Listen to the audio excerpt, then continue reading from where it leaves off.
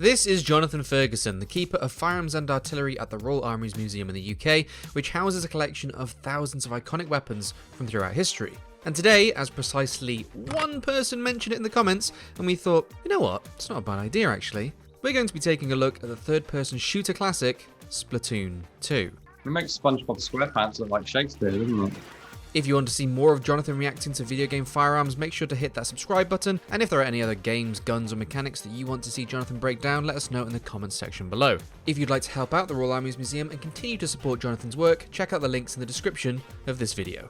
Right, over to Jonathan.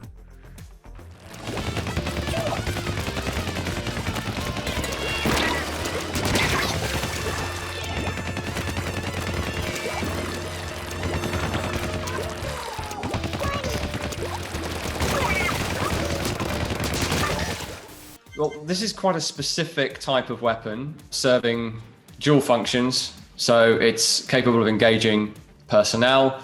It's also capable of effectively taking ground on its own by essentially splattering the ground with your side's color. Not something that we're used to seeing on the historical firearm side of things. But as it happens, we do have a close parallel. Perhaps this is what the game is basing this weapon on. Which is this. It's a relatively modern weapon, dates to the early 1990s in its original form. It's not a perfect match for what we see. As I say, this is obviously a game, and this is a real thing. So this is the XP100, something of a classic in this field. Probably the main point of departure here is that this has the slightly more old-fashioned pump system, which charges the bottle at the rear here with atmospheric gases to help with the delivery of the payload, which of course in this case is not coloured slime. It's a very prolific chemical known as dihydrogen monoxide, which can be fatal in sufficient quantities. And this is more than capable of delivering those quantities once you've pumped it up enough. The reloading on this is, I mean, it's obviously highly stylized in the game, but the real thing, you rotate the locking collar, remove the bottle, the charge bottle, not really a magazine. It wouldn't be correct to call it that. Could, in theory, drop on another one or fill it up from a convenient backpack or similar.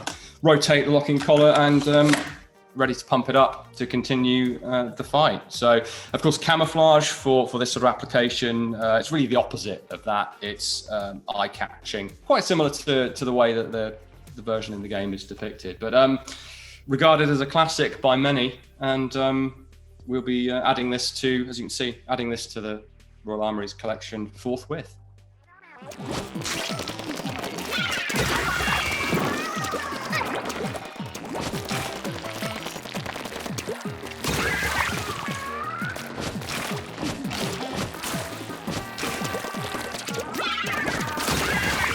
It makes SpongeBob SquarePants look like Shakespeare, doesn't it? Something that we can't hope to replicate from our collection is, of course, the giant, for want of a better phrase, paint roller. Now, I've not used a weapon of that nature myself, but I have painted my house on occasion, and I'm not sure of the realism in terms of the sort of fluid dynamics of what we're seeing here, with one color overlaying another without any mixing. But clearly the gameplay dictates that one color is competing with another, so I think we can allow that one.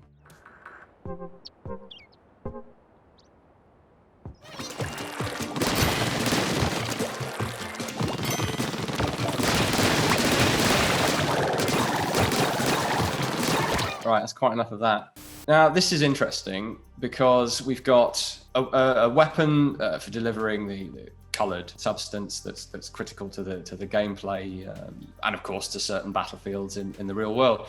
But the for want of a better term, paint gun is, in this case, closely based on the FN P90 submachine gun and has a similar sort of rate of fire. So I think in this case, they've taken a departure from the very serious issue of combat with coloured liquids to bring in a bit of the more mundane military world with a sort of goo version of a P90, which is fun. And then we see an interesting man-portable multiple launch rocket system, which has quite a dramatic effect upon the enemy, as we can see.